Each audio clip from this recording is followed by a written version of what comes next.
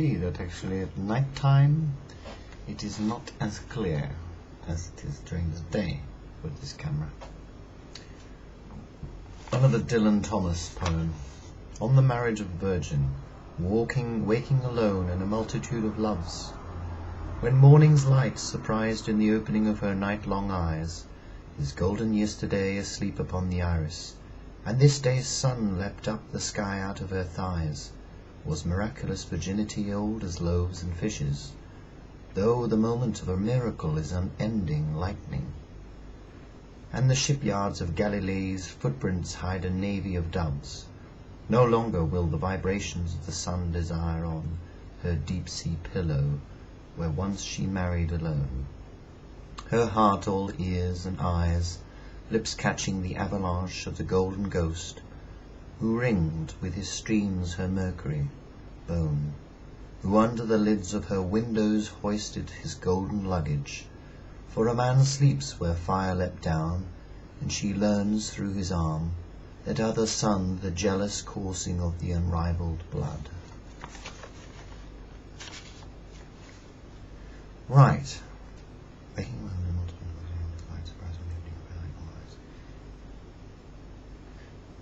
So, in the waking alone in a multitude of loves, well, it means that you're coming out of a sleep, you're coming out of the deep-seated unconscious nature of your dream world where we're all one. And then the light wakes you up, hits the eyelids, pierces through them into the bulb of the eye, hits the retina, and one goes, I need to get up. It's a shame. Do I really need to get up? And yet, one is up and one must be awake, and one must go to work or whatever it is one has to do. And her night-long eyes with her, you can imagine the night-long eyes, her night-long eyes with her long eyelashes, her feminine expression, her devout gift to being alive, her wishes to be attained, her breath to be exhaled, and her motions to be witnessed, her movements to be answered, and her whispering gossip and little game playing to be taken place.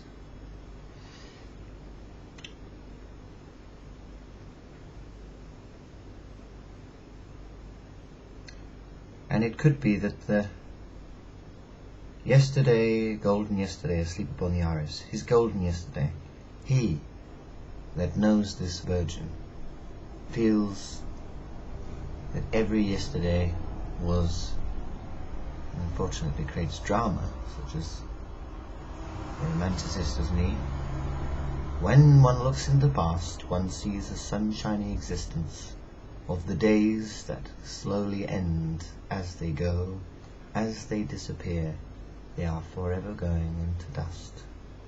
But in the mind is like gold itself. The aura of it holds a great glow, and one looks back, and the eyes cannot be seeing anything that blinds them. The eyes create a wonderful perspective of the past that is without blemish, without any blinding sensation.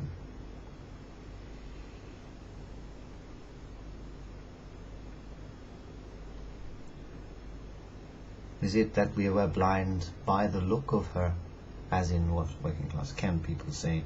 It is quite funny, their little expressions, that the orbs on their chest can blind one, should we say breasts in this case,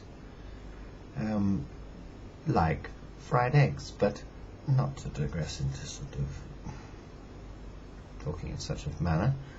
It is true that second down from God, who blinds us with its sun, we are blinded by their beauty, and yet somehow as men are together in multitude, we are not blinded by them. For if it were one man who had to deal with all the different variations of women, I think he would not be able to choose, and he would not be able to contain himself. And as we have seen from very rich people around the world that debauch themselves, be it that they're drug dealers or that they are a Saudi Arabian king of some sort, or Sultan of Brunei, or a person who owns a big yacht, that if you indulge yourself to a certain extent with too many women, you can go to a certain point where you're happier. You can always be happy at a certain point, but sexually over a certain level one gets too tired, for the body is never really able to deal with controlling reality. You will see that it is already evident even before I even made this film true.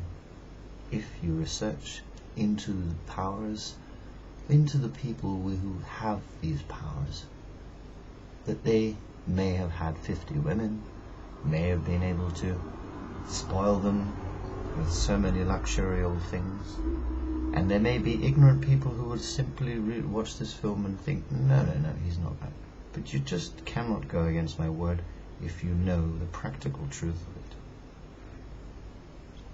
And that is why I search and I search and I search for a woman who would be simply a reflection of me, but have also different eccentricities and intricacies. One such as the one I had known before, but yet somehow more outgoing.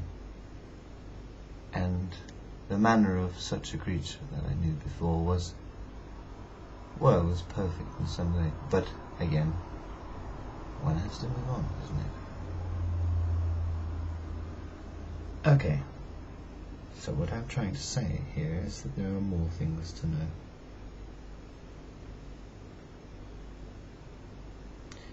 So was miraculous virginity old as loaves and fishes? Was there something in virginity that in itself, being so pure a creature can be from being virgin, that like a white lilted light, can one really touch a person and know that that one person is not tainted forever? One knows it's true, one can feel it, and I know it, and I'm sure other men do, but they won't admit it, because they think they have more to gain from it, not admitting the truth to themselves. It works for them. But you cannot actually not really lose anything in life, because you cannot control the world. You cannot have sex with all women, or know them all. And therefore, if you're dying every day, if you're dying every year and every moment, you might as well give yourself a break. But this poem is incredibly interesting, and it's got a reference to Galilee as well, which is very good. Avalanche, again about white energy and purity. A golden ghost, or ghosts of white. Whiteness is a key thing in this whole poem.